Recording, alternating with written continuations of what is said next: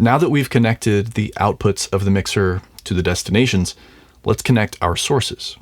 Remember, the inputs include vocals, acoustic guitar, and background music.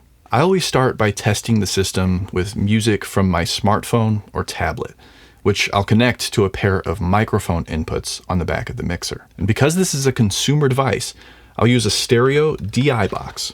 And this lets me connect to input 15 and 16 using XLR cables.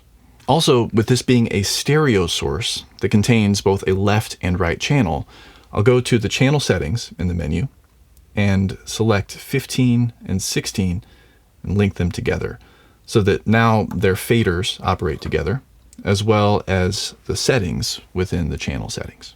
Rather than having a dedicated channel strip like you might expect on an analog mixer for each channel, I'll press the home button, navigate to input 9 through 16 fader bank, and then select input 15 and 16 using the select button to expose the channel settings on the LCD screen. From here, I can access the preamp, I can access the EQ, the compression, the pan knob, and all of the settings that I might want to adjust for this pair of channels. And because it's digital, I have a lot more control over the sound than I'd have using an analog console.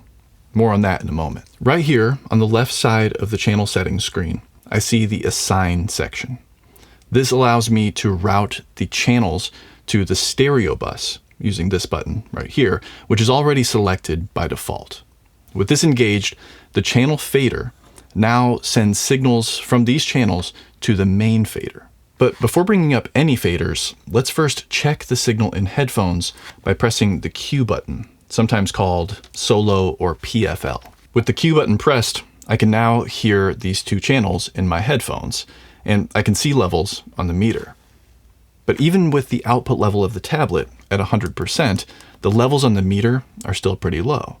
So I'll press the channel view button, expose the preamp for these channels, and then increase the gain until I see levels at about -12 dB full scale.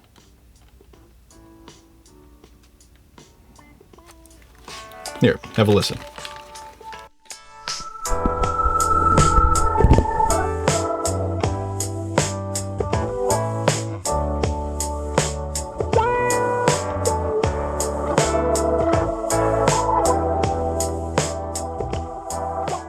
Now that we've listened to the signal coming in through these channels and we've verified that there's no distortion, we can disengage the Q button. I want to quickly mention that you may be used to seeing an analog meter if you're used to using an analog mixer.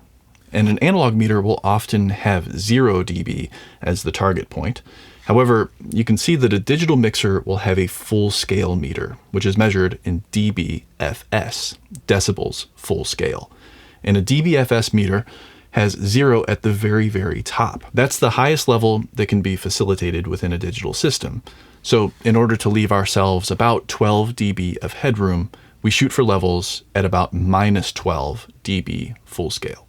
Next, we can route channels 15 and 16 to the main speakers by bringing up the channel faders to send these two channels to the main mix.